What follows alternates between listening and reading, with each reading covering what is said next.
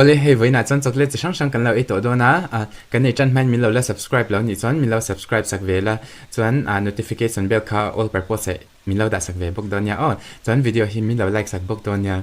ý chọn Instagram mà khan account thar cái mà Frankie underscore fan này tin cái đã kha screen na cái lo tar lan ang khan mình lo follow về check bốc đó nha kan ý chân ha lòng ý tle mình hay ka là điều là cái này hi san chu he in mu chian the kha du sia mo chocolate kha he choco pie nya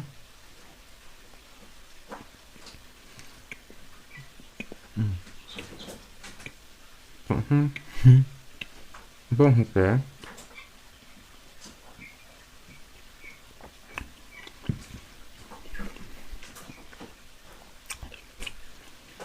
cái tục hình top chocolate thì có ngay nếu tụi con mà xem có hụt phổi về tiểu thao nhiệt cho tiếng giạt ấy giáo tuổi chân mà hay bar one thu ngạo ấm đàn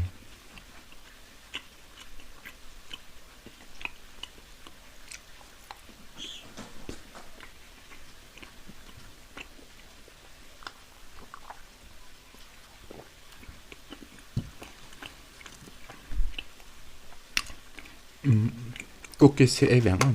hay dark fantasy nha mà hay tiếng hiếm làm bạc hạt thì khẽ xanh từ lâu đã tám rồi thu ngạo hơn từ hàng cream chocolate ở ống vết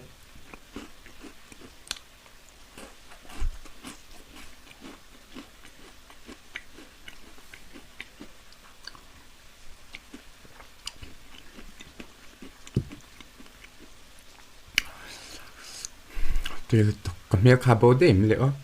có đâu ngày tối miếng là bao kít cắtกันไอ้ยังตัวน่ะเขตช่วงนี้เที่ยวกันสวยๆไงdark chocolate ที่กระดูกเบลตามว่าช็อกโกแลตตัวนมาเซอีเลยตัวข้าก็หมูสองนี้เราวางคันให้กระจงกว่าเวนเซลตัวกันเนี่ยตัวเลยตัวข้าก็หมูสองบ็อกซี่เราตัววางซ้อนกับเราเอเดลเราอันนี้กิดกัดให้สุกันแชทเวกกันริงเตะจังอ่ะกันไอ้ชันคันตามว่า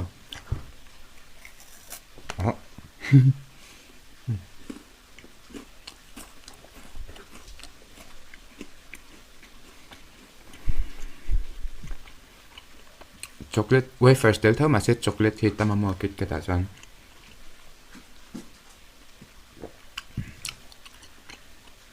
a phel de ya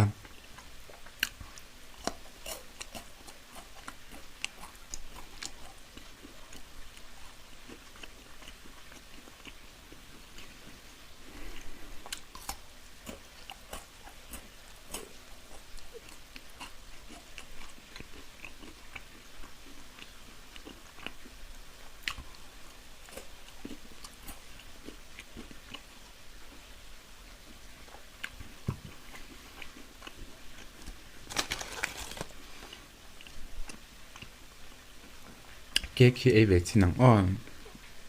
cake hay po hi achunga hay chu achunga vanilla ta mo kan hung cheu chẳng hạn với khách mà mày tới đấy thì thật đúng không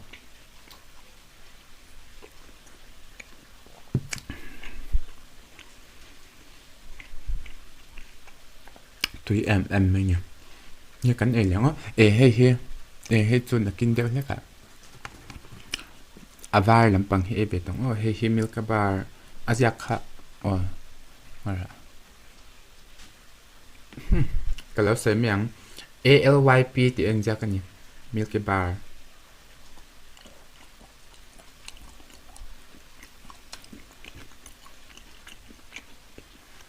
milk nha hay bar milk bar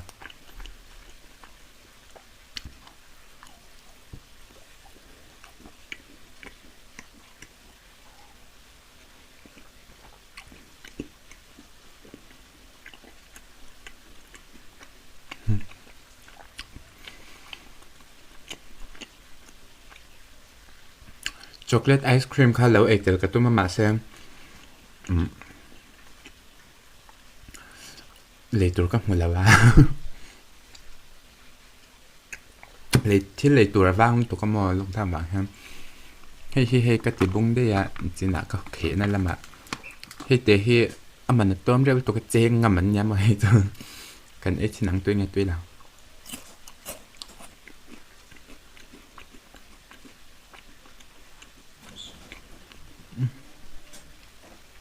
đằng ấy đấy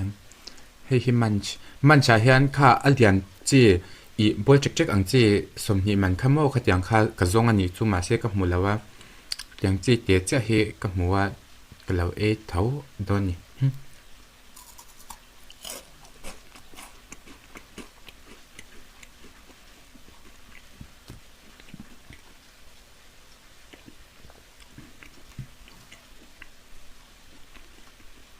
man chi chu tlo ma se atui ve ni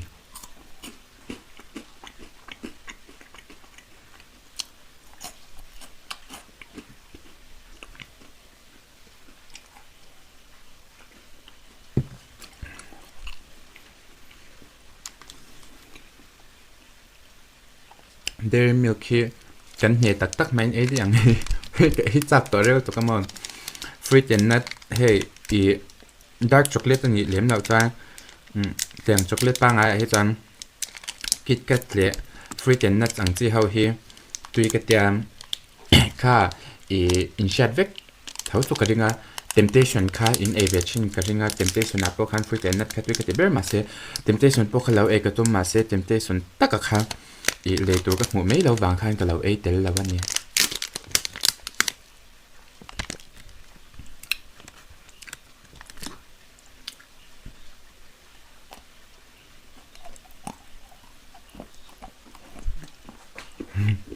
cái lỗ này là tục chuyện hết tại hơn mày cái đặt xem mà nó cái lỗ để chuyện nào mình sẽ chạm lên nhá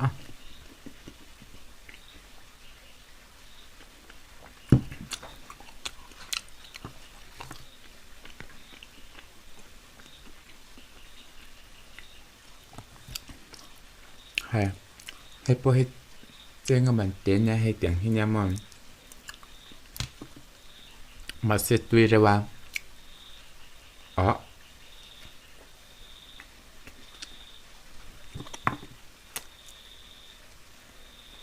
phía chắc cái đá vàng mi lên nhịp đây nhỉ tuôn tùy tùy ăn tùy lòng crunchy đấy khoan nhỉ chuyện xe nhịp đấy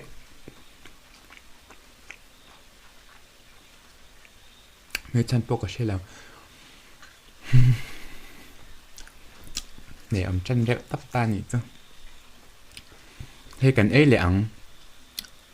hay khi dark fantasy hay hay mi ăn hi ta mò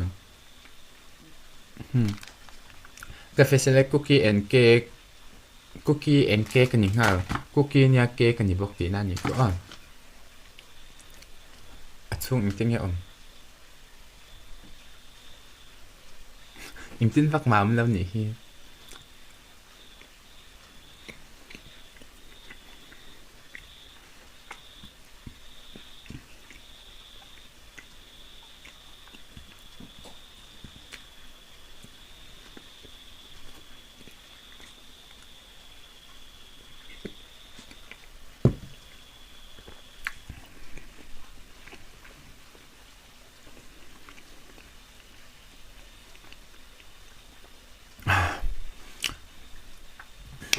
chocolate hi chu voi khata tam deuh e hi har chu wang chuan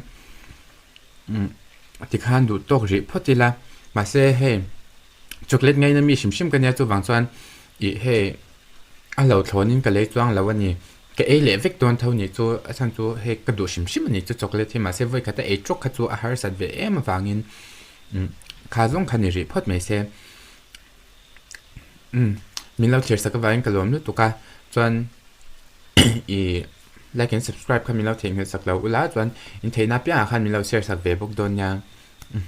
bye ole he nakina kan la mukbang tor arte ho chu ni ta ni chumo hi panga te le khi kan vul ve ta fu ek ti khun nga sin vo in tlaya kan thian zo cha he khutiang zat khun ele man nya khung khun na kina kan la mukbang na tur an ni kho